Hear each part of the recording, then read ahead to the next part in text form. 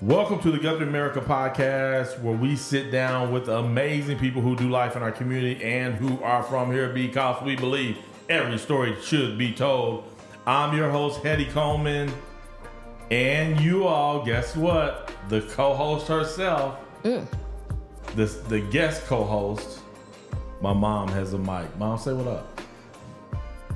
What up? Lord. Okay. Good job, Mom. Thank you. Hey, today we're sitting down with the one and only Jonathan Williams, a.k.a. also known Officer Williams, J-Dub, in the building. So excited to have him. Before we jump into this conversation with J-Dub, will you please go ahead and subscribe to the podcast and leave a review? I just recently heard that Spotify has actually overtaken Apple Podcasts. Actually, YouTube Podcast is leading the way in where people are listening to their podcasts now, which is crazy, seeing that Apple once was the king of podcasting. So anyway, go ahead and subscribe to YouTube for sure. You will find us on there. Apple, Spotify, all the things. And also big shout out to our wonderful sponsors, Kevin Kraft and his team down at State Farm. Also, North Church Guthrie. We are in the building currently as we speak. This is where we host it. And again, thank you all for joining us, for hitting that play button, as I like to say. J-Dub, how you doing today, bro? I'm good, man. Man, thank you for making your way over to record with us today. Oh, yeah, most definitely, most definitely. I know you got a lot going on. I don't know about all that. I ain't got no more than anybody else. J-Dub, I always like to start out just kind of giving the people a little bit of a feel. How would your friends and family describe you? I don't know. Hey, you got to ask them. This is your chance to to guess. If I would guess, I would say honest. They would say he speaks his mind. Okay. My family would say he speaks his mind. And they would also say that I am the one that kind of helps, that everybody in the family knows. Okay. I'll give you a good example of that. Okay. My brother, who lives in Florida, one day, he got kids living in Oklahoma. So he called, he got kids and grandkids. So he called his granddaughter one day, and he said, he was asking her, about all the people in the family that she knew. So he said, do you know Uncle Joe? She said, he called me and told me this. She said, Daddy, everybody know Uncle Joe. That's what they call you, Uncle Joe? They call me Uncle Joe. Okay. So, I'm just one of those people that try to make sure everybody in the family knows me and everybody in the family. I just, yeah. You kind of the glue? Kind of the glue. Yeah, you the connection point. Right, connection point. My mother, she passed a few months ago, but she was the connection point. Now she's gone, now it's me. Yeah. Gotcha. Okay, that's what I was wondering. I was like, how did you end up being that person? So it was essentially your mom was kind of that way, so you saw her. My mom was kind of that way, and now since she's gone, now it's me. Yeah. And I'm the oldest, too. Oh, you the oldest? Yeah, I'm the oldest. How many siblings? 7. 7. Yeah. My mom over here has, how many you got? We got 6 each. With me, it's 13. So. Yeah. Mom is the second. Hey. There you go. I got it. Yeah, I'm good. He's good. He's good. Yeah, so she's the second oldest. She's not quite the okay. oldest. What kind of responsibility is it when you're the oldest? Like, do you feel pressure when you're the oldest child? No, I don't feel no pressure. No, I don't. I'm the person that, they always call me when they got an answer, but I can't say it's just me because I got sisters that, I'll call my sister sometimes. Yeah, I got a brother in Florida who I'll call him sometime, or he'll call me. So I can't say it's just me. You know what I'm saying? We just, we're a family that take care of each other. You know what I'm saying? Yeah. No matter what. You know what I'm saying? So, that's good. Yeah. That's good. That's good. What was it like growing up in Oklahoma City? Oh, man. Growing up in Oklahoma City. Just growing up like a kid. You know, growing up in Oklahoma City, back when I grew up in Oklahoma City, I can tell you some stuff, man. Because it wasn't like it is today. Oh, well, ain't nothing like it was today. Not for us. For example, yeah, for us, yes. For example, I'm 50. I'm 62. You're 62. Right. I can remember, like, let's just talk about the East Side. Let's talk about 23rd. Right. Like, to be able to go just, if you want to find everybody, you go hang out on 23rd. I mean, 23rd. When I grew up, you know, on 23rd, that was the spot. You know what I'm saying? We cruised, everybody on Saturday, Sunday. It was lined with cars. Yes. You know? And I was down there. I had waxed my car and cleaned it up. And me and my brothers, we'd be down there just, you know, having a good time, man. You know what I'm saying? We didn't just had fun, man. But I also remember growing up on the East Side. When I was younger, you go to the restaurant downtown, you had to go to the back of the door to get your hamburger. Okay. You couldn't go to the front door. Yeah. You had to go to the back. Yeah. You know what I'm saying? I remember that. Yeah. You know what I'm saying? Which is crazy because you're 62, so it's not like it's not like you my grandfather's age who's 90. That's right. You're 62 and you can remember these things. I can remember some old stuff that, you know, people think this stuff happened way back in the 50s and 40s. I mean, some of that stuff happened in the 70s, man. Yeah, yeah. You know, late 60s and the 70s. Yeah. You know, I can remember going to high school when Ku Klux Klan came to my school every day. Wow, is this the John Marshall? Yeah. When they first, because we went when they first integrated John Marshall. Okay. The blacks first started going to John Marshall when I moved to North Highland. And Ku Klux Klan was at our school every day, man. Every morning. You know what I'm saying? What? So now I can't fathom that, right, in my head. Mm-hmm. But what was there a sense of fear? Like, what was it like? Or is it like it wasn't because that was just the way of life for you back then? In my head, I'm thinking fear. I'm thinking like I don't want to go to school because I'm about to deal with this. Well, what was that like for you? Well, it was a sense of fear and you know what I'm saying? The thing that and me and a couple of friends of mine one day walking home from school, we ended up in a fight with the Ku Klux Klan. Some of the Ku Klux Klan members. You know what I'm saying? And it was three of us. One of them, Moham, took off running and left us. But me and a friend named Gary Red, we stood there and we fought these guys, grown men. We lost. You know, I ended up with a busted head. Gary ended up beat up, but we ran to somebody's house and they called the police and we ended up going to court. And these guys ended up going to jail, you know, because they beat up juveniles. But what the Ku Klux Klan didn't realize is that even though we just got integrated, a lot of the black kids and white kids had become friends. Mm. You see what I'm saying? Yeah. So they couldn't stay long because we was together. We wasn't apart. You know, you still had those little few. Yeah. You know what I'm saying? But most of the black kids and white kids, we had all become friends. You know what I'm saying? And we was all together. Yeah. So they really couldn't, even though they came every day, you know, it wasn't like the white kids was on their side. Yeah, like you know cheering them on. Cheering them like, on. Yeah. No, it wasn't like that. Yeah. They was on our side. You know what I'm saying? We was together as one, black and white.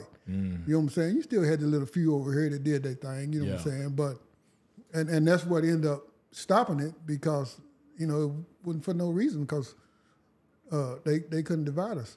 You know, I had a lot of white friends and. You know what I'm saying? And matter of fact, my best friend when I went to John Marshall was a white dude. Yeah. You know what I'm saying?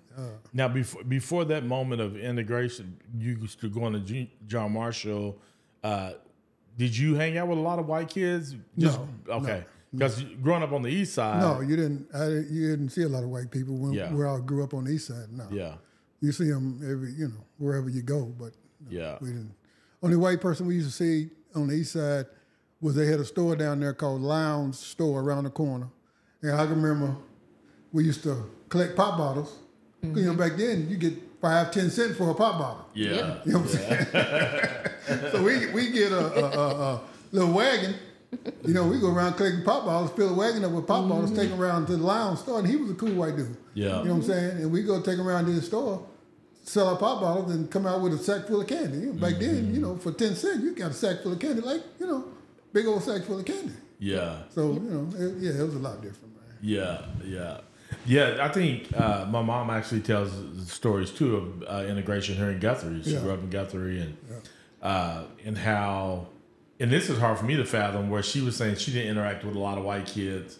When she was growing up, it wasn't until integration, I'm like, How does that happen in Guthrie, but you really kind of are isolated to your area? Yeah, that's right. Yeah. That's how it was in Oklahoma City. You was isolated to the east side. You didn't, you didn't really see white people unless you seen them on TV or you know what I'm saying? Because we didn't really go that far from where we lived. Yeah. So, it was all black people on the east side. You didn't see no white people. Unless you seen the gas man or the mailman or something like that. You know what I'm saying? Other than that, you didn't really, deal with them. And the only time, like I said, we used to go downtown sometimes with my mom, get something to eat, and, sometimes they treat you like dirt. You know what I'm saying? When you got to go to the back of the restaurant and get a hamburger. Throw it to you in a paper sack. You know what I'm saying? I remember that stuff. Again, though, those were adults, right? Yeah, it was adults. Yeah, adults kind of who grew up right in that more so than maybe the younger generation. Back then when I was young, I didn't see no young white kids. Everybody we played with was black. Yeah. We went to Cumberson School. Did you go to Cumberson? Yeah. You went to Cumberson? Yeah. Yeah. Went to Cumberson School. I don't even remember no white kids being in Cumberson. No, not right off. Yeah, I don't Except remember. for teachers. Yeah, teachers. Now, Like you had white teachers and principals. Yes. Yeah. You know what I'm saying? But as far as kids, I don't remember no white kids. So, I went to Cumberson. I don't remember no white kids at Cumberson. Yeah. You know what I'm saying? Yeah. So John Marshall was once a white school. John Marshall was once an all-white school, yeah. Okay, which makes sense because in the area that it is, the village, that used to be like the high class white neighborhood over there. Yeah. You know what I'm saying? And I think I started going to John Marshall in '74. So when did it become like a black school, quote unquote? Oh, that had to happen in the late '80s because I graduated in 1980. It was still mixed, but it didn't come mostly black till after that. Okay. Almost all black till after Gotcha. that. Because, all the white people started moving out of that whole area over there. The village and all that, yeah. And it was mostly black, so. The Highlands have always been a predominantly black neighborhood, though, right? No, Highlands was all white before we started moving over. Oh, really? Yeah. Oh, okay. Yeah. Matter of fact, when I lived over there, it was a few white families that didn't move. It was a white guy stayed across the street from us, real nice dude, man. He was a plumber, electrician, and he used to give me a job every summer. You know what I'm saying? I was probably 12, 13 years old. And he'd give me a job every summer, and I'd go work with him, that's how I learned how to do plumbing. I learned how to do electrical work from that dude. Oh, wow. You know what I'm saying? And he didn't move out of the neighborhood. There's a few white families that didn't move. They stayed. Yeah. And he was one of them. A real nice dude. I know he's probably not living, but yeah. You know what I'm saying? If he was, I'd, say something to him. He was a real nice dude, man.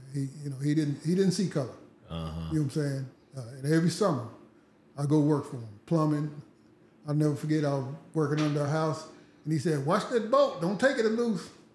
I took that boat loose, man, and it was right under the toilet. Oh, no. He told you. He told me, I didn't listen. Well, he was such a nice dude, man. Yeah. Did you ever consider, because of that experience, did you ever consider being an electrician or a plumber? Or did you go into that field? I don't know what you did when you were younger. I never really considered doing that. I know I wasn't going to do no plumbing because that was too dirty for me. You was too clean. You was too clean for that? Yeah. I mean, it's good I learned all that. For sure. I do all that stuff for myself at home. You know what I'm saying? So, yeah. Yeah, I wish I would have learned more of that kind of stuff, but it did not happen. So it's all good. So you graduated high school. What was next for you when you graduated high school? I left home at 16 years old. Oh, okay. I left home when I was 16 and lived downtown at the YMCA when I was 16. Back then, you could live at the YMCA. You got a room wasn't even bigger than this. All you had was a bed and a little dresser. And you had to use the bathroom was the community shower where everybody. So I left home at 16 and I moved downtown to the Y and got me a job and had to pay, I think I was paying $25 a week, something like that, to live there. And I walked to school. I walked from downtown Oklahoma City to John Marshall every day, back to school. Then I got me a bike, bought me a bike, rode my bike from downtown to John Marshall. You know how far that is. Are you having the YMCA on 4th Street? YMCA downtown Oklahoma City. Yeah, is it the one on 4th and Broadway? Well, it used to be farther than that back then. Okay. Right now it's on 4th, but it used to be over there. It used to be over there by. It used to be not far from the basketball gym where they playing basketball at. Okay, yeah. Used to be close to that. Okay. Around the corner from that. Okay. But anyway, that's where I lived at, and then I'd ride my bike from there to school. You was walking from there? Walking. Hear me? See, Zell right now would be like, I don't want to hear them kind of stories where y'all was walking. So you was walking in the snow and the rain. And walking in the snow and rain, but you know what I'm saying? And then, like I say, I bought me a bike. Started riding my bike back and forth to school, and I graduated. You know what I'm saying? See, I don't know if I would have graduated. What, like, since now you kind of on your own, what was pushing you? Like, you just knew you had to get that high school diploma? Well, my mama said she's going to whoop me if I did. Even though I was living on my own. Even though I still had a mama that came to see about me. I was living on my own, but my mama was still mama. But my mama still was mama, you know what I'm saying? That makes sense, because I was like, as a young man, you live on your own, it'd be hard for me to be motivated. My mama still, you know what was that, like at 16, was you just mature kind of kid? You know, my stepdad, me and him didn't get along that well, and one day he was going to give me a whooping, and I didn't think I deserved it, and I didn't deserve it, and I wasn't taking that whooping that night, so I crawled out the window, filled up me a suitcase, put my not a suitcase, but a pillowcase, and crawled out the window, and I was gone, never went back. Did you know when you crawled out the window, did you know you were going to the YMCA? No, I didn't go. I went to a friend's house. A grown lady and a grown man who was friends, and I stayed with them that night. And that next day, we got on the phone and started trying to find a place, and we found the YMCA. Okay. And they said you can come live at the YMCA for $25 a week. That's crazy. That's cool. Like you can't, like, there's nothing like that now. Oh no, ain't nothing like that. No. Yeah, no, it's not anything like that. They had rooms, and like I said, you had a community bathroom. All you had, the room was smaller than this right here. Yeah, yeah. It just was big enough. Hey, turn the mic your way whenever you move. Like, just the mic part. Yeah. It was just a bed and a dresser. You know what I'm saying? And you had to use the community bathroom, take a shower in there, and all that. Didn't have a sink, none of that, all that. You know what I'm saying? But you know, it was cool at the time. That's what I had to do. What did you learn, like, because of that experience? What do you think? Because of that experience, I don't depend on nobody but myself. You know what I'm saying? My wife always, you know, getting on me about, I don't depend on nobody but JW. That's it. You know what I'm saying? I know I don't need nobody. Yeah. You know what I'm saying? And you know, I can go home, sit at home by myself every day. I don't need to talk to nobody. You know what I'm saying? Because I did that every day for a long time. Because when got home from school, when I got home from school, park my bike, go in that little bitty room. It was just me. You was trained up. Ain't had no TV, didn't have no radio. You know what I'm saying? And you know, a lot of times I'd go down there and work out in the gym or something. You know what I'm saying? To go swimming or something like that. Use the facilities, but just me. And I just, you know, I think that's the way I am when I say, you know, when my wife say stuff and I say I don't need nobody. Yeah. I don't need nobody. It kind of came from that. Yeah. Just kind of knowing that you can make it on your own. Or you can make it on your own. Yeah. If you determined to do what you need to do, then you can do it. Yeah. You know what I'm saying? Yeah. So, how long did you end up living there? Till I graduated. I was 16, 17 till I was 18. Oh, wow. I left there when I was 18 and had a job and got me an apartment. You know, I lived by myself ever since. Yeah. You know what I'm saying? Been living by myself ever since, on my own ever since. Yeah. So once you graduated high school, what was life like for you after high school? Like, did you go to college or? No, man. When I graduated high school, I had planned to go to the Army, and I played football in high school, so I had messed my knee up in high school. So I tried to go to the Army, couldn't go to the Army because my knee was messed up. They wouldn't take me. So I just ran the streets, man. I was wild. Okay. I was wild. I was wild, man. I always had a nice car. You know what I'm saying? I always had a nice car and my own place to stay. Yeah. I didn't want to live with nobody. I wasn't the type to live with no woman. I don't want nobody to give me nothing. Yeah. I always buy my own stuff, had my own car, my own gas, and I did what I wanted to do. You know what I'm saying? Mm-hmm. I was wild. I ran the streets, man, with my friends, and actually I didn't accomplish nothing. Mm-hmm. I just kicked it, just had a good time. And I think about it now, if I had slowed down and thought about what I was doing, I'd be a lot farther today than you know what I'm saying? Yeah. But I didn't. Because I was so young and getting left home so young. Yeah. And was doing what I wanted to do so young, then I was just wild out there running the streets, man, doing whatever. Yeah. You know what I'm saying? When did you fall in love with cars? I had two uncles, Uncle Charles and Uncle Andy, who raced cars. They had a garage. They owned a mechanic shop downtown Oklahoma City. When I don't know what street it is, but you go over a bridge and you go down the hill, and his shop used to be over there. And I used to work with them at their shop. Whenever I needed money, I go to the shop and, I need a job. Okay, come on. And I learned how to do transmissions, build all that. I can do all that. I learned how to do all that, and that's where I got my love of cars, you know what I'm saying, and fast cars from them. Okay. You know what I'm saying? Yeah, and they always went to the racetracks. I went with them. They wouldn't let me drive because I asked my uncle every time I asked him, boy, your mama will kill me if I let you get one of them. Your mama had everybody scared. Yeah. So they wouldn't let me drive, you know what I'm saying, because they were scared mama was going to get them. But, that's where I got my love of cars, from my uncles. Gotcha. Charles and Uncle Andy, two great guys, man. Yeah. Yeah.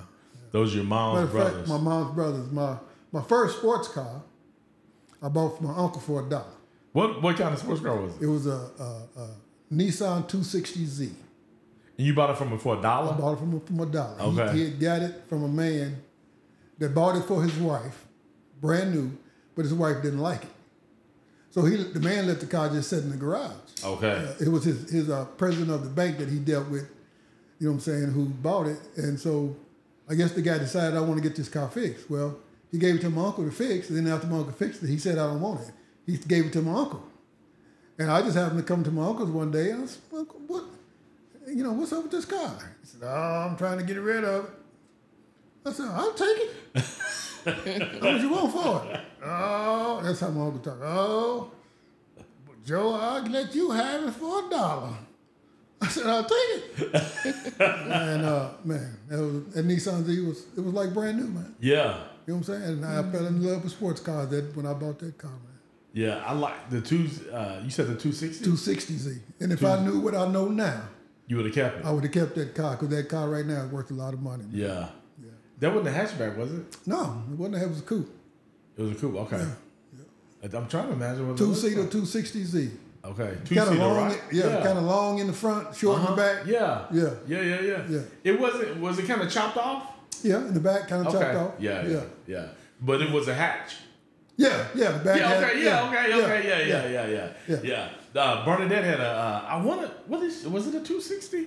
She had a white one, but they kind of stretched out. Right, they went from the 260 to the 280. Oh, okay, the 280. 270, and then they had the 280. All the way up to the 350. I had the 260. I had a 350Z. I bought two after that. Okay, you was like, this is your car. Yeah. This is your jam. Yeah. So, Mom, got any Oklahoma City questions that you want to ask J-Dub that you think? Well, I was going to ask him about elementary school, but he did go to Culbertson. You went to Culbertson. I went to Culberson and Edgemere. Yeah, because we lived in Oklahoma City for 5 years. When I was in the first grade to the fifth grade. Okay. And that's Culberson and Edgemere. Yeah. Culberson and Edgemere. Was Edgemere the junior high, middle school? Shoot, I don't remember. Oh, right. Yeah. It's been so long ago. I don't remember. It wasn't that long ago. You just think been. He said almost 50 years ago. Yeah, man. It's been a long time ago, man. Yeah. 50, 40 years ago. I'll never forget Culberson. Yeah. I used to walk to school at Culberson. I still remember the school song. You still remember? I still remember the school. The Culberson I won't forget. Edgemere I don't remember a whole lot, but Culberson I won't forget. What was the school song? Culbertson spells Culbertson. But they had the best sugar cookies at lunchtime. Oh, your mama been there. Boy. And you know what? Who makes sugar cookies almost exactly like them is Pastor Hammond. Pastor Hammond's. Yep. When Pastor Hammond first gave me one of them cookies and I bit into it, I was right back in Culbertson in the cafeteria. I ain't kidding. And I've tasted other people's sugar cookies that try to emulate, but can't nobody touch Pastor Hammond's sugar cookies. Can't nobody touch them. It's a place in Oklahoma City that sells some. They good, but they can't touch it. I was somewhere else and some girl was selling some sugar cookies like Pastor Hammond. Yeah. And I ate, oh yeah, these good. But you can't touch Pastor Hammond. Pastor Hammond, he must have been at Culbertson and went in there and got the recipe from somebody. I was trying to think where Reverend Hammond is from. I don't know. Went to Culbertson? Was he? I think he did. Well, see, he snuck in there and got the recipe. Kennedy. He went to Kennedy Junior. Okay. Yeah. He snuck in there and got the recipe. Oh, okay. So he figured it out. He got it, man. I'm telling you. Them is the cookie. I didn't know that was the story, man. So next time I see him, I'm going to ask him. Yeah. I'm saying, so did you break into the cafeteria and get the recipe? Yeah, to get the recipe from Culbertson? What in the world? Back then, everything was homemade, man. Okay. Lunchtime, everything was homemade. It wasn't none of the stuff like they got now, man. Yeah. You know what I'm saying? When I went to John Marshall, the biscuits was homemade, fresh in the morning. You know what I'm saying? The cookies was homemade. The hamburgers was, they was real hamburger meat. Ain't like the stuff they got. Not anymore. No. Everything's processed. Everything's processed. It wasn't none of that back then. Yeah. No, it's good. Yeah. All right. So at some point, you decide, now I don't know how this works. You decide to be a police officer? Kind of like that. I didn't really decide. I decided because at the time I was doing something I didn't really want to do. Because at the time, I used to be a chef. I was a chef. I ran the Holiday Inn over on Northwest Expressway in Oklahoma City for about 5 years as the head chef. Used to work at Mama Cita's up on, used to be on Western, about 63rd West. Used to be a restaurant called Mama's. And I did, I was a chef for a long time. Now, wait a second. Before we get to you becoming a police officer, however that may look, how did you end up becoming a chef? And is that where your son, J-Dub, gets his love for food from? My son, JB? Yeah, JB. I don't know, maybe. Yeah. I mean, how did you end up? Well, because, I started, every time I got a job, it was in a restaurant. Either washing dishes or, you know what I'm saying? And I worked at First Cafeteria for a long time. Okay. Remember First Cafeteria? Yeah, First Cafeteria. Yeah, I worked at First Cafeteria for a long time.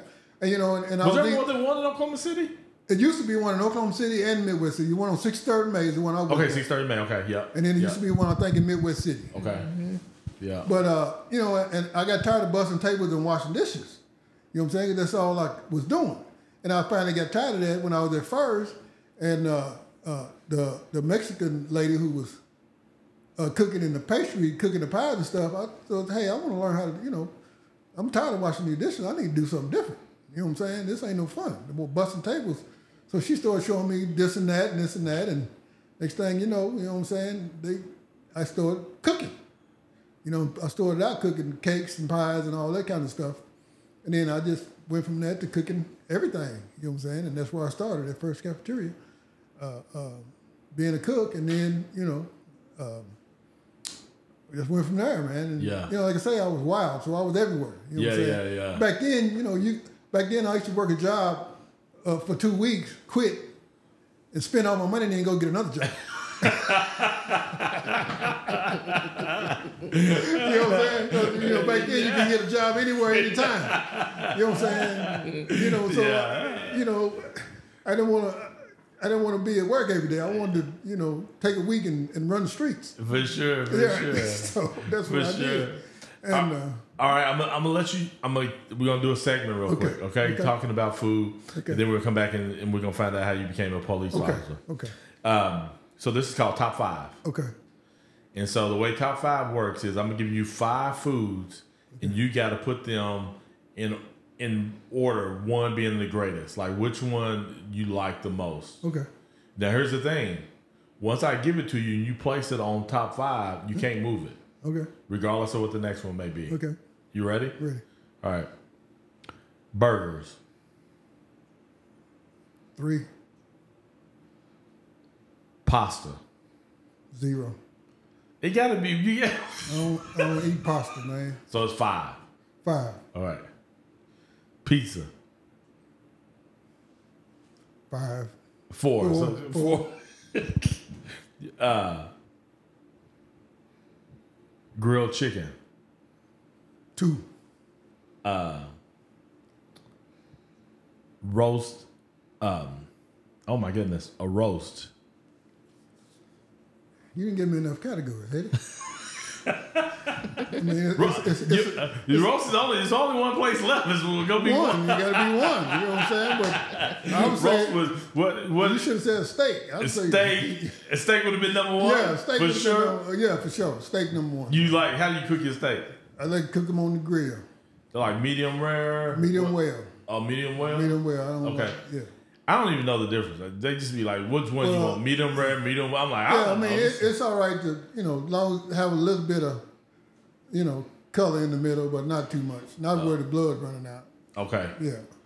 Steak's your thing. Steak. Okay. All right, let's get back to you becoming a police officer. Okay. You were cooking?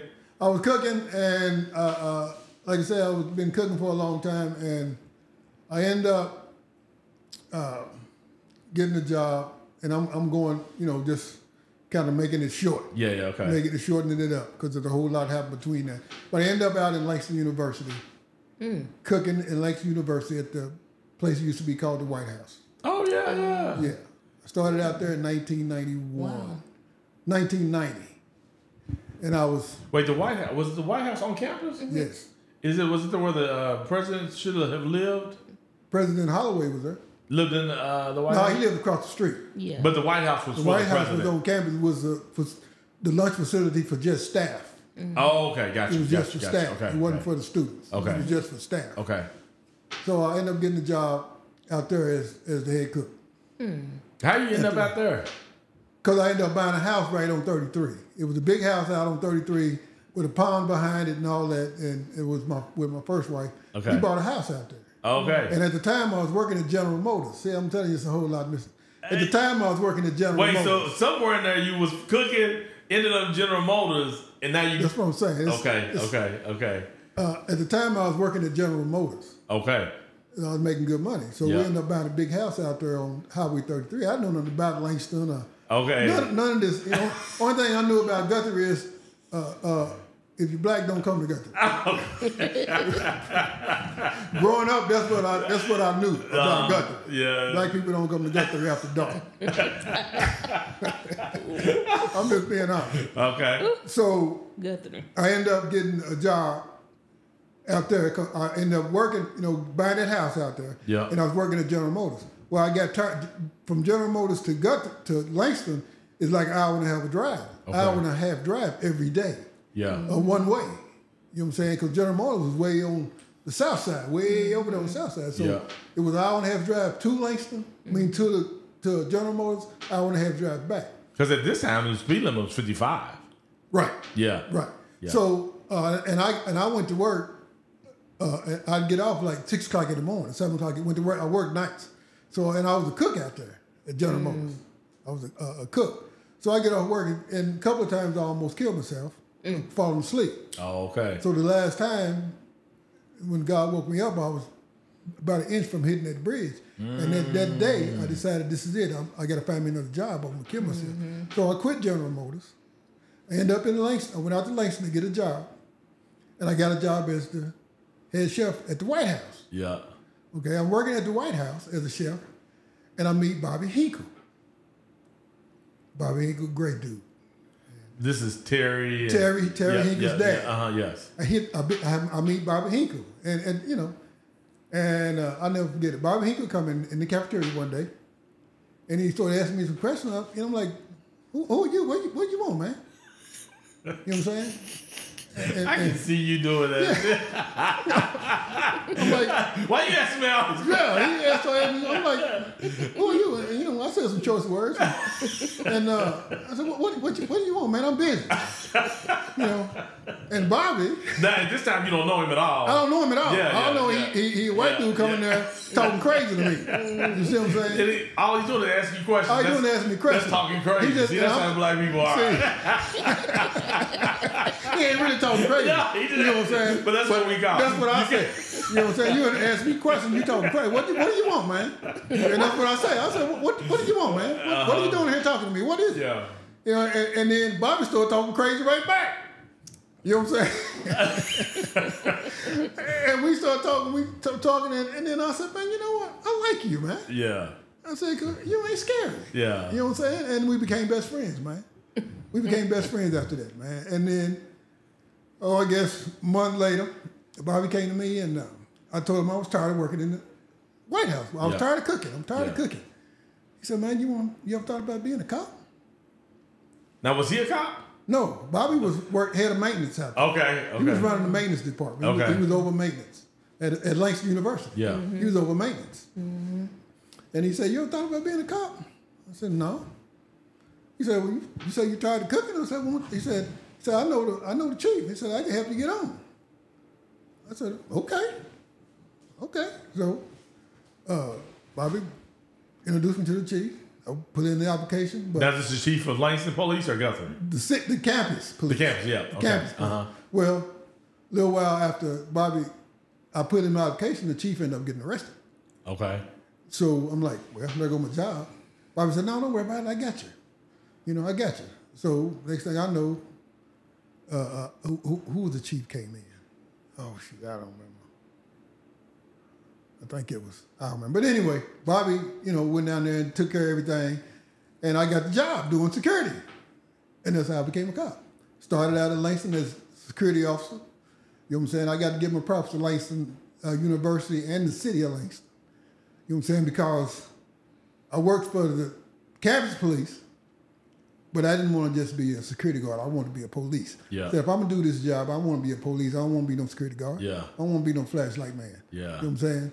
So I became friends with the cops out in the city. Okay. You know what I'm saying? Henry, who's passed on, and Archie. They was out there at the time. Mm. And I don't remember who the chief was. Henry, who? What was Henry's last name? Henry Jones. Henry Jones, okay. And Archie, I think Archie Garrett, Okay. Archie, two good people, man. And I asked them, can I come work for them? They said, well, you can come work part-time. So I was working full-time for the campus as a security guard, part-time for the city of Langston as a reserve police officer. Okay. So the campus, even though they in order for you to, they would eventually send you to the police academy so you can become a police officer, but it takes a while for the campus to get all that done, and I was tired of waiting.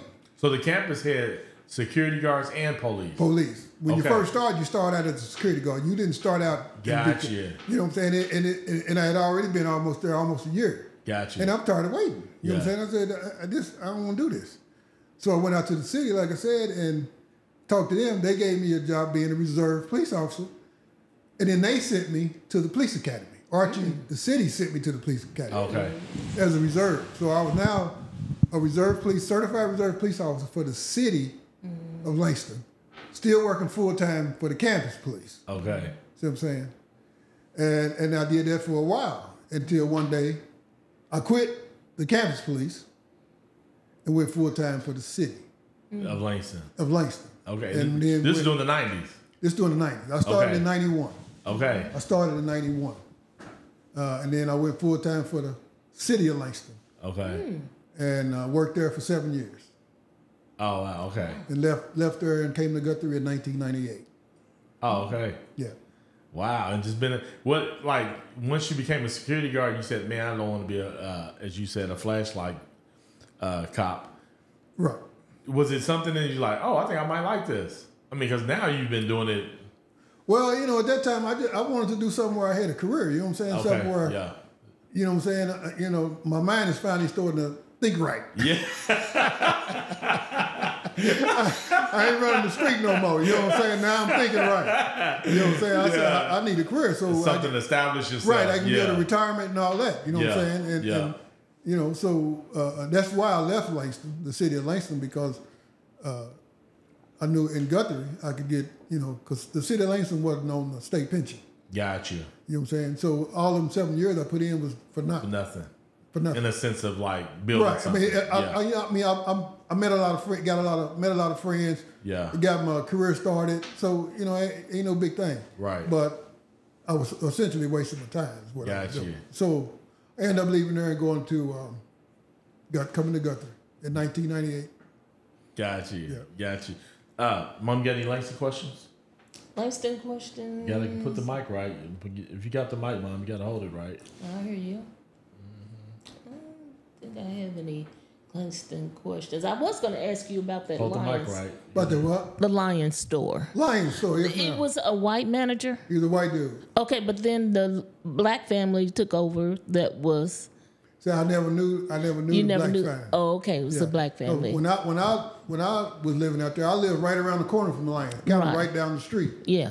And we just walked down the street, turn the corner, there go Lions store. Right. And at the time, he was a white dude. And we lived at 17th and Cape. Oh, y'all don't live far from us there. Right, Yeah. so you know where Siloam Baptist Church is. Yeah. That's where my father first received his calling to preach. And so we lived very close to there. Okay, yeah. And so right we always used that little store. Oh, okay. But it was a black family. Well, see, I don't. When I was in there, it was a white dude. Oh, okay. I didn't never know But that. you came after him. Mm-hmm. Well, no, he came after you. I came out. I don't know. Yeah. Well, y'all probably there around the same time. Well, she's No, maybe he was just working there. I don't know. You were 71? Yeah, I'm a... She was there before me, but maybe they sold it. That's what. Yeah. They sold it and he took over there. Yeah. Oh, okay. Yeah, that's what I'm older thinking. than him. Yeah. Because I think y'all was thinking the reverse: white family, then black family. No, I think it was the black family, then the white family. Yeah. Oh, I see. Yeah. Okay. Yeah. That's cool. That's good. And so you end up living out there, becoming a cop in Langston. Then you end up eventually coming over to Guthrie. And just kind of this became home for you. This became home for me. Yeah. Once I got here, it was home. This is it. Yeah.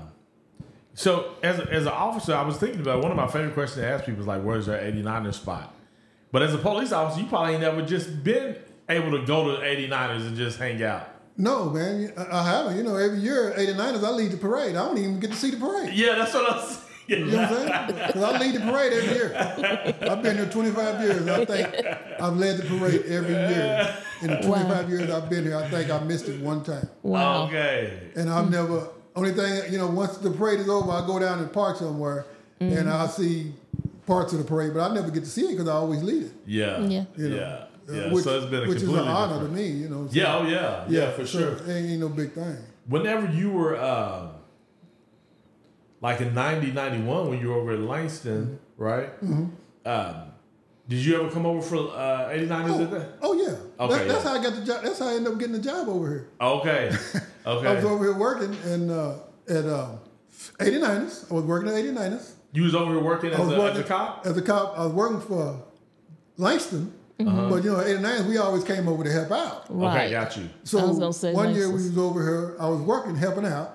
And that's when they had all that, back then, 89ers was a big deal. Oh, it was gigantic. And that's when, all the cops would be in the park. Yeah. And everything be in the park. And one year, all the gangbangers came down one year. Yeah. Yeah. And in the park. And we had Chief Alban. Yeah. Was a chief. Uh-huh. And I think we had a big old blowout fight, you know what I'm saying? And I was young back then, man. I was in shape. So you want to fight, then let's get it. You know what I'm saying? Let's go. But did somebody get killed that year? Yeah, somebody did. Yeah. Somebody sure did get killed that year in that little club right across the bridge. Yeah. Yeah. And that's when they shut it down. That's when they shut it down. Man, that hurt 89ers so bad. It did. Sure did. Oh, man. It ain't never been the same. It did. Since that year. Ain't never been the same since that year. No, and that's how I ended up, because after that, then, I came applied over here. Okay. And Chief Alman hired me. Yeah. Yeah, no, man, those were some good old days, man. Yeah, those were good old days, man. Yeah. So I figured, I was like, he probably ain't never even got a chance to see 89ers the way, most of us see it. Most of y'all see it, right. Yeah, the way most of us see it. Yeah. All right, so this is called Either or. Which one you pick? Coffee or tea? Coffee. You kind of slow. Do you drink both? I drink both. Okay. Yeah, I like green tea and coffee. Okay. Early bird or night owl? Night owl. You like to stay up late? I stay up. I don't go to bed. Never go to bed before 12 o'clock. Oh wow. Yeah, I just don't. I'm trying to be in bed by 9. Ooh, I can't do it. I mean, I'll go to bed sometime, but I'm woke looking at TV. I can't go to sleep. Yeah, you know what I'm saying. I'm usually up till 12, 1 o'clock, sometimes 2 o'clock.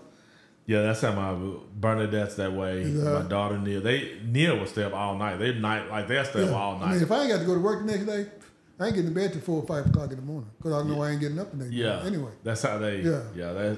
And Bernadette, she'll wake up at 8 and still be like a machine. I'm like, how do you? I'm the same way. My wife asked me, I don't know how you stay up all night and then wake up the next morning like you've been sleeping. I don't know. If I sleep too long, if I do get into bed at 9 o'clock and then I wake up at my regular time, I don't feel right. I feel sluggish. You know, like, hey, I slept too long. Yeah. My back can start like if I'm in bed too long, stuff will start aching and hurting and all that stuff. Are you a cat or dog person? I'm a dog person. No. Netflix or reading a book? Depends on what kind of book it is. Okay. Do you got a book preference, like nonfiction, fiction? Black history books. Okay. Any kind of history. Kind of history. So you going more nonfiction. Okay. Yeah, nonfiction. Sweet or savory? Savory. City life or countryside? Countryside. Introvert or extrovert? I don't know, man. I feel like after listening to you talk, you may be more introverted than what I thought. I would have thought you were more extroverted, but like I think I'm introvert. Yeah. I think I'm introvert because I like being by myself more than I do. Even though it seems like I like being by myself more than I do being around people. Like yeah. I don't have a problem being around people. Does it wear you out though? What? Like when you're around people for a long time, sometimes it does. Yeah. So they would consider that more introvert. Sometimes but I would always thought, but that's how most people are. Like people would assume that I'm just an extrovert. I was like, and they would assume that about me too. But you know, when I'm by myself, I'm the happiest. Yeah. I ain't gonna say I can be by myself. I'm just telling you. Like I don't want to be around nobody. I'm good. Like I'm happiest. That's the way it is. Yeah. You know what I'm saying? Winter or summer? Probably winter. Okay. I think I'm becoming more of a winter. Mom, what are you, winter or summer? Fall. That's not an option. That is not one. Summertime, that wasn't one of the options, though. Summertime, I don't care what you do, you can't get, unless you're in the house, you can't cool off. Oh, I can put on a sweater and go outside. Yeah, and be cool. And be good. Chill, you know what I'm saying? Summertime, I'm a winter man. Sometimes you can't find the cool. Yeah. Right. Calling or texting? Calling. See, that's that old school in you. Cooking at home or dining out? Cooking at home. Adventure or relaxation? Relaxation.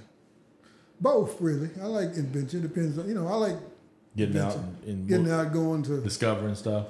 Well, it depends. I mean, I guess I like going to the country and walking out in the country in the trees and stuff, and take my dog and.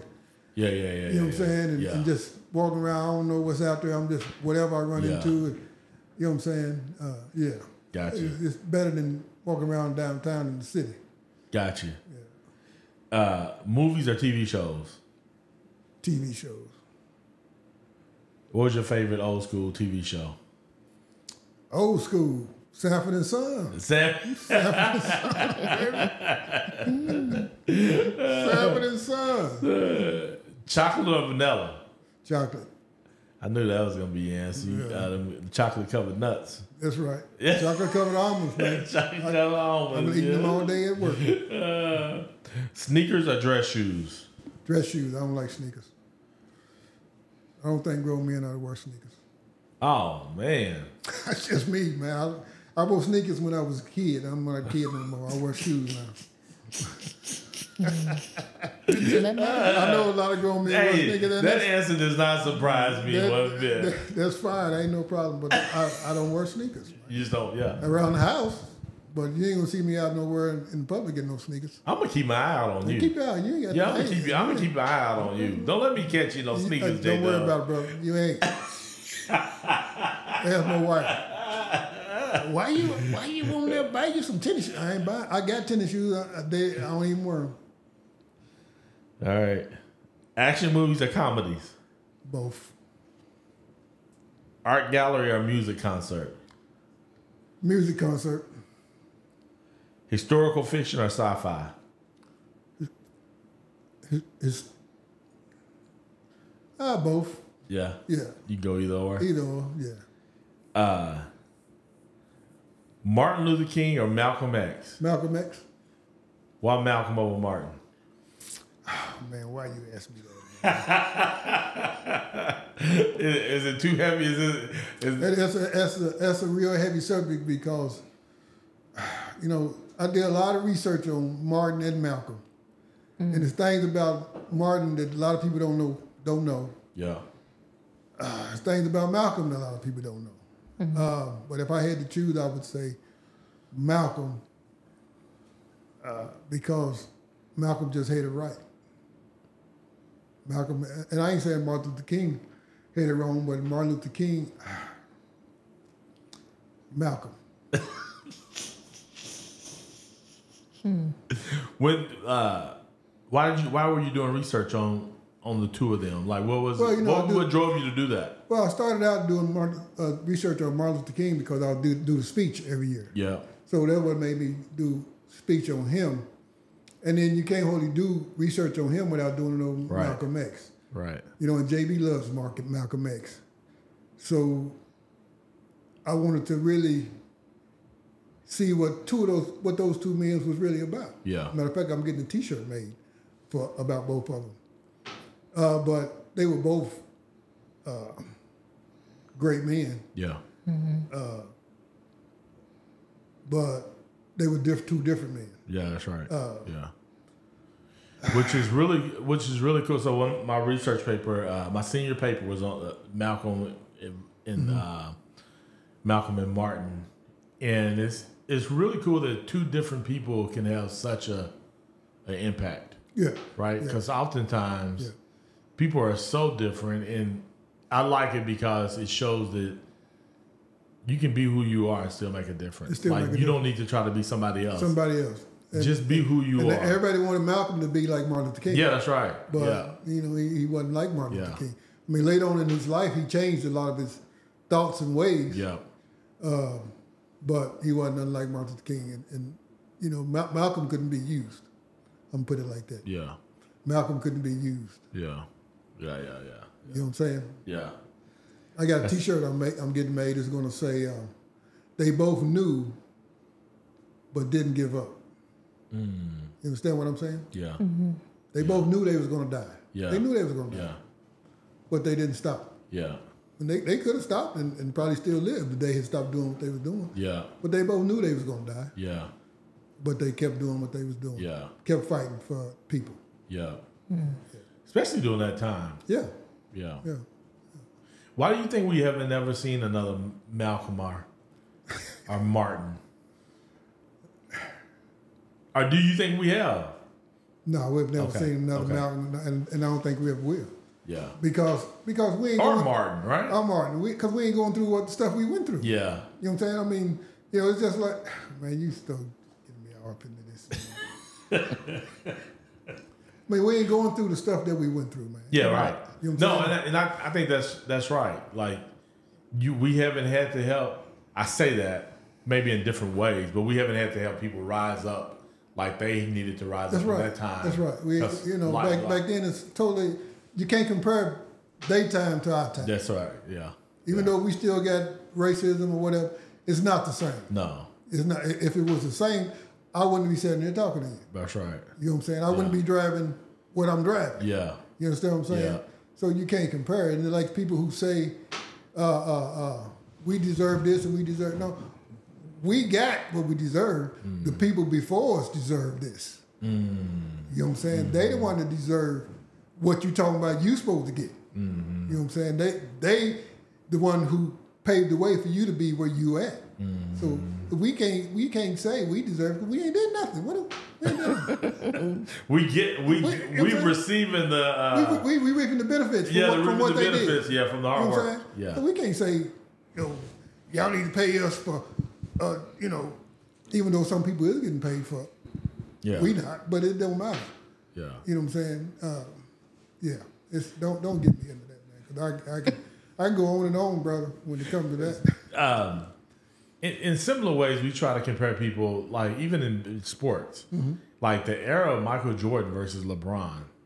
You can't compare LeBron to Michael Jordan. Yeah, but I'm saying some of it is like the eras are so different.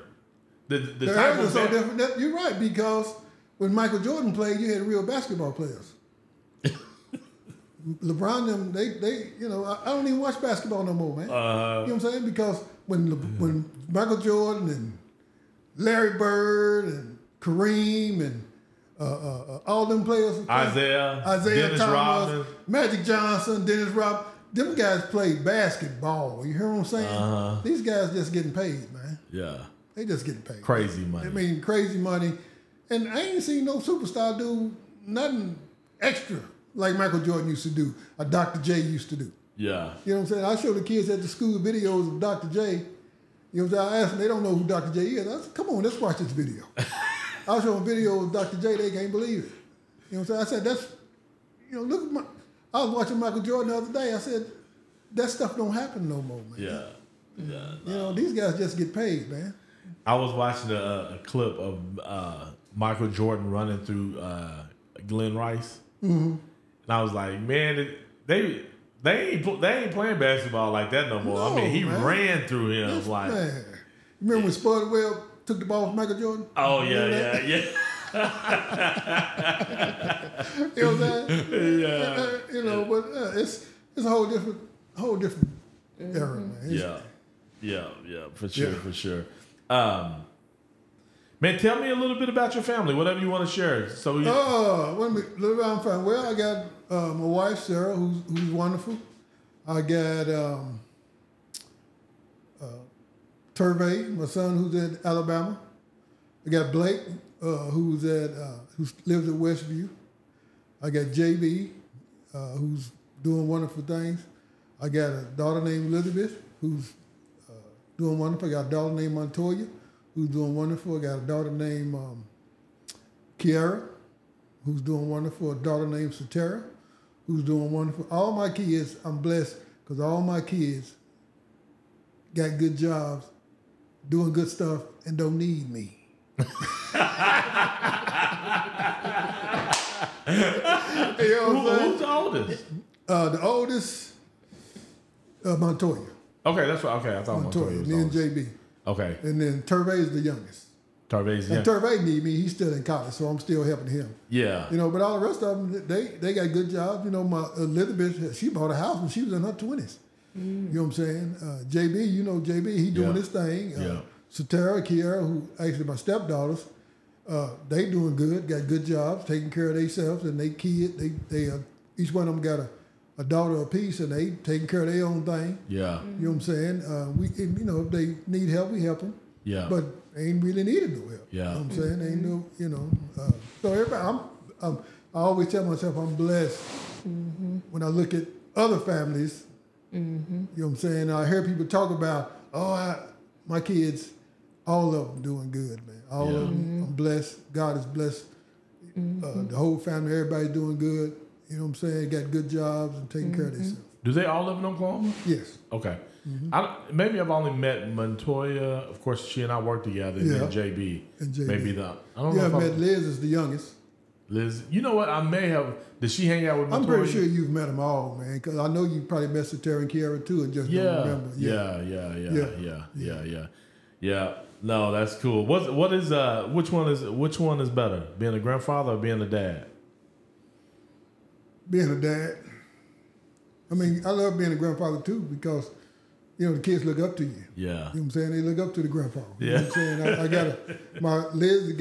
Liz all my grandkids, JB's kids, all of them. You know what I'm saying? They look up to you being the grandpa. You know what I'm saying?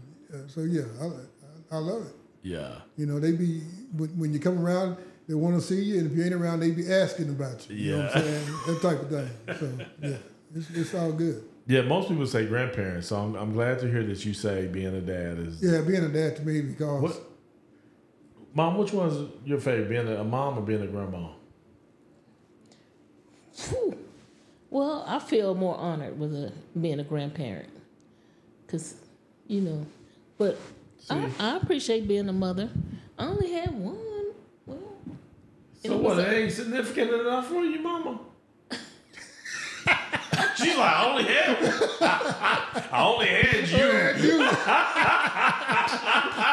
But then, Jacob and everybody listening, I'm glad y'all able to hear this. Okay. I was the second of 13, and I helped raise them children. To me, you almost become like as a female, you become a nurturer with them younger siblings. So you say, I'm like, really, you're not the only child. You said you had 8, 9 more? You feel like, that's true.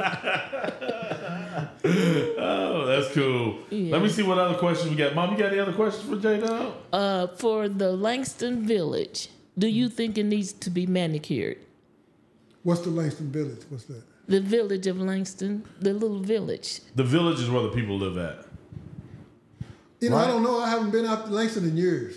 Oh, you haven't? No, I haven't been in Langston in years. So I don't even know what it looked like out there. He said, I ain't got no reason to go back to Langston. I mean, I haven't been.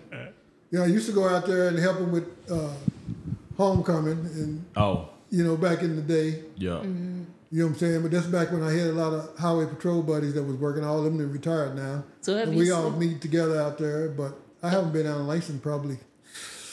So you haven't seen the new housing they have out there? No. And you know they demolition Bro Hall.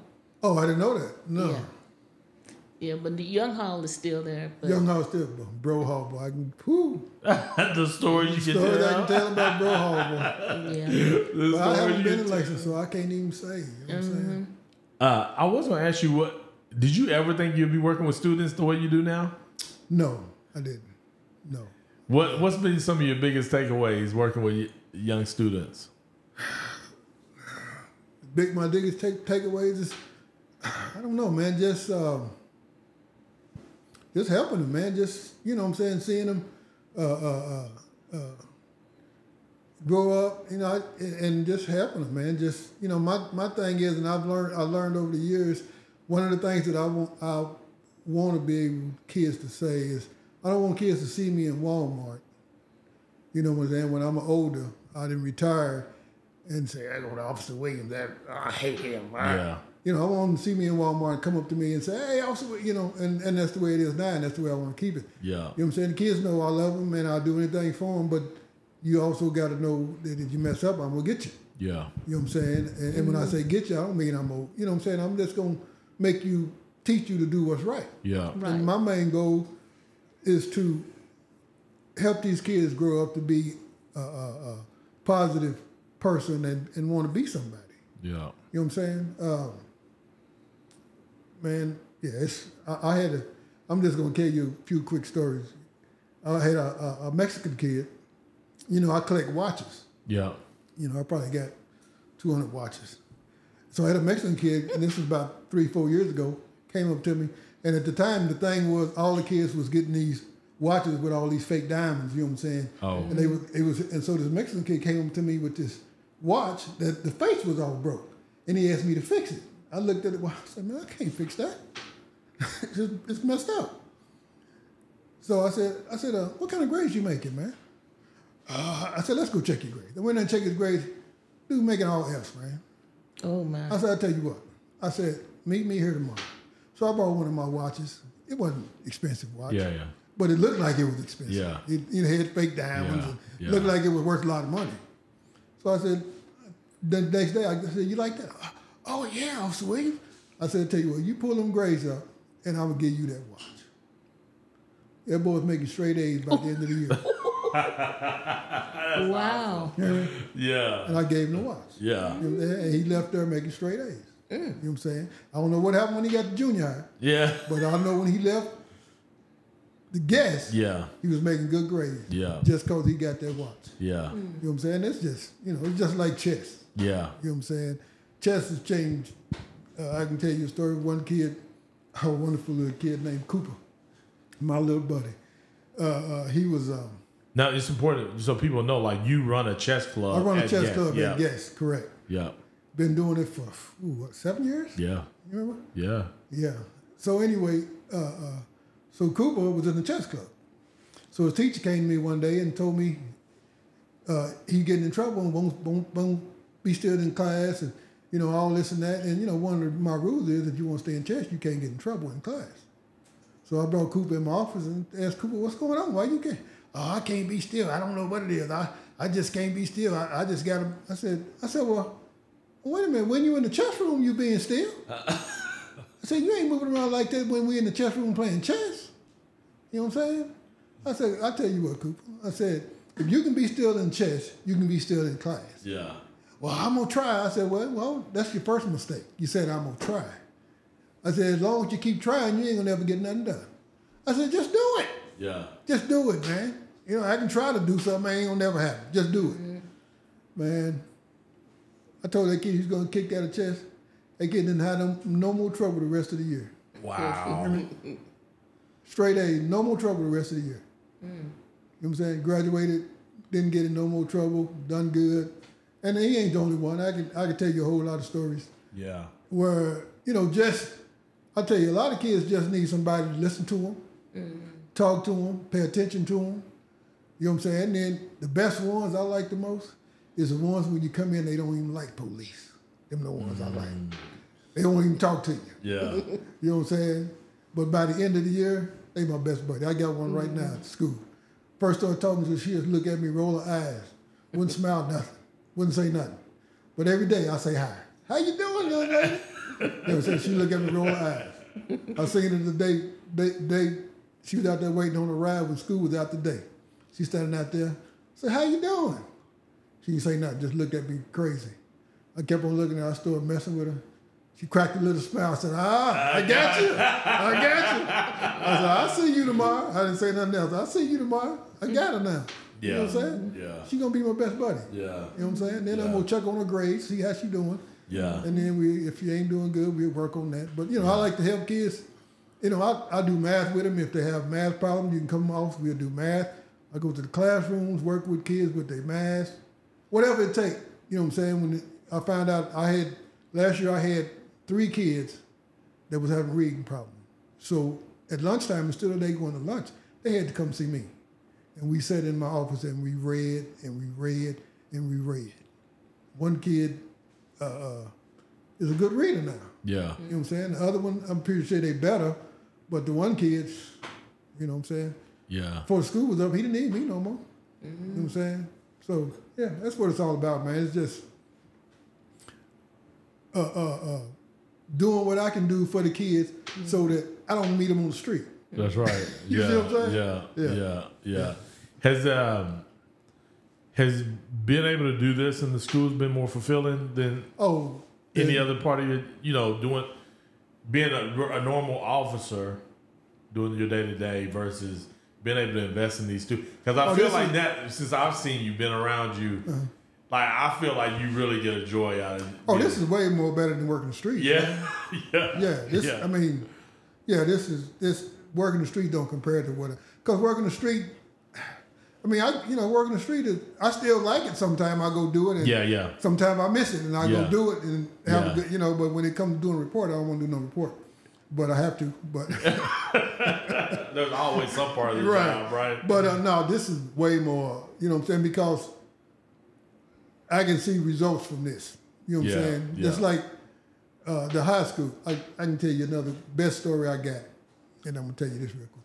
I had a girl, this is about 5 years. This girl now is a senior. She's a senior. I think she's a junior or she's a senior.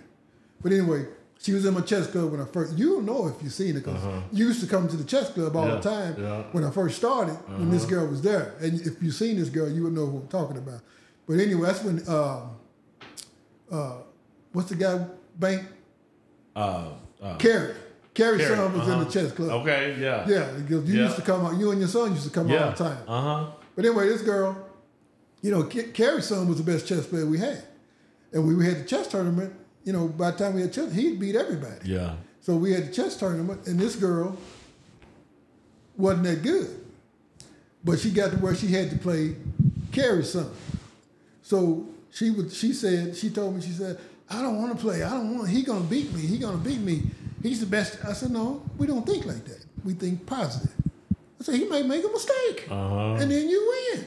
So we don't. I said, I want you to think positive about everything you do in life.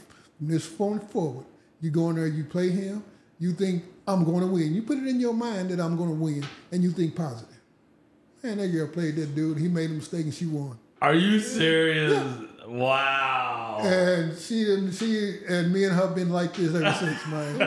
You know what I'm saying? And she's doing real. She's real good. And I met her parents. Wonderful, man. That was one of my best. And that girl and her friend. At the time I met that girl, I was getting ready to quit. I was getting ready to quit because that year we had a lot of bad kids, and I think I arrested 2 kids out of the school that year. And it was like, no matter what I do, it ain't making a difference. Yeah. You know what I'm saying? And I was getting ready to tell the chief, I want to go back to the street. If I got to do this, I might as well be on the street. Yeah. But that's the first year I started chess. So when I started chess, I told the kids to write me a report. So I didn't think, at the time in my mind, ain't no good kids in the school. They all bad. You see what I'm saying? Just like on the street. They all bad. Ain't no more good kids left in this school.